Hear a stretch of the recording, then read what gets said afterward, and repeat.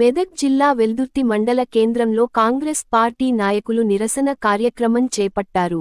Assembly speaker గడ్డం ప్రసాద్ కుమార్ పై మాజీ మంత్రి జగదీశ్వర్ రెడ్డి చేసిన వ్యాఖ్యలకు నిరసనగా టీపీసీసీ అధ్యక్షులు మహేష్ కుమార్ గౌడ్ ఇచ్చిన పిలుపు మేరకు నిరసన కార్యక్రమం చేపట్టారు. మండల పార్టీ అధ్యక్షులు మహేష్ రెడ్డి ఆధ్వర్యంలో అంబేద్కర్ చౌరస్తా వద్ద జగదీశ్వర్ రెడ్డి కేసీఆర్ ఫ్లెక్సీ దహనం చేసి నిరసన తెలిపారు.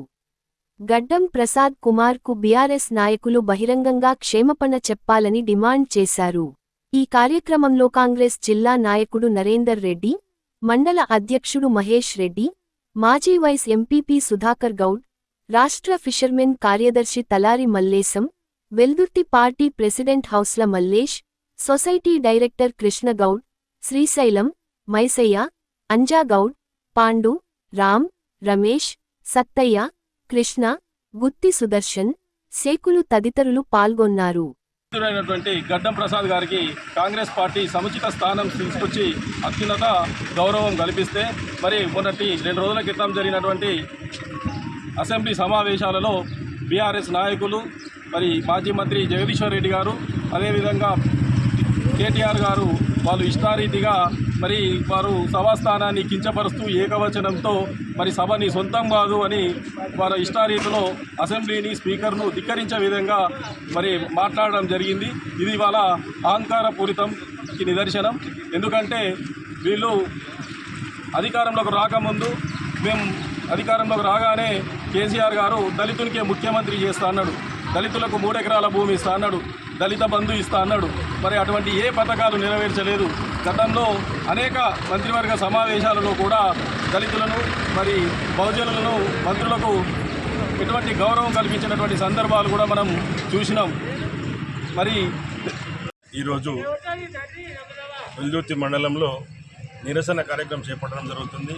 మొన్న సభ సాక్షిగా సభలో ఏదైతే సభా స్పీకర్ను గడ్డం ప్రసాద్ గారిని అనుచిత వ్యాఖ్యలు చేసిన జగదీశ్వర్ రెడ్డి గారికి ఈరోజు దిష్టిబొమ్మ చేయడం జరిగింది.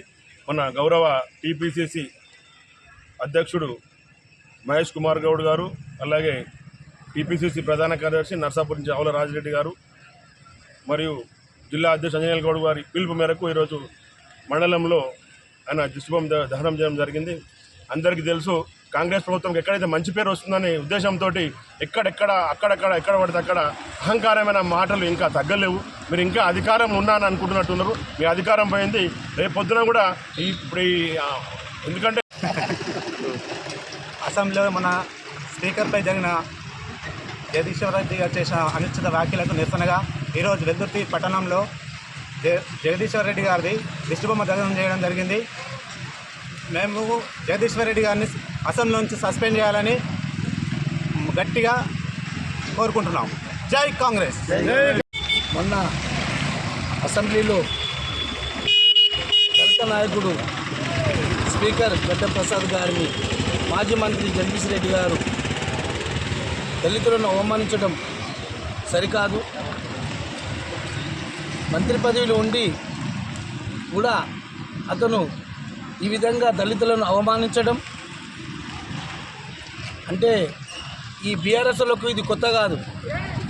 వాళ్ళు అధికారంలో ఉన్నప్పుడు కూడా రాజయ్య ముఖ్యమంత్రి ఉప ముఖ్యమంత్రి ఉంటే అతని మీద లేనిపోని అబంధనాలు తెచ్చి ఉప ముఖ్యమంత్రి దళితులు ఉండొద్దు, మేము మా దొరల పక్కన దళితులు ఉండొద్దు అనే భావనతోని అతని మీద లేనిపోని కేసులు బడాయించి అతని ఉప ముఖ్యమంత్రి మీదకి తొలగించడం జరిగింది.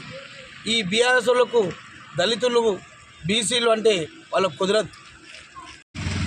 వెల్దుర్తి మండలంలో వెల్దుర్తి గ్రామంలో మరి మొన్న అసెంబ్లీ నడుస్తుండగా బడ్జెట్ ప్రవేశాలు పెట్టే సమయంలో మరియు సముచితమైనటువంటి వ్యాఖ్యలు చేసుకుంటూ ఒక దళిత నాయకుడైనటువంటి ఒక దళితుణ్ణి మనము స్పీకర్గా మరి ఒక సముచితమైన స్థానం కల్పించి ఆయనకు స్పీకర్ పదవి కట్టబెడితే మరి ఈరోజు దళితుడు అనే హేళనతో వారు ఇష్టానుసారంగా 10 సంవత్సరాలు ఏ ఒక్కరిని దళితులను కానీ బడుగు బలహీన వర్గాలను కానీ కాపాడుకొని వాళ్ళకు ఉన్నతమైనటువంటి పదవులు ఇచ్చిన చరిత్ర వాళ్ళది కాదు.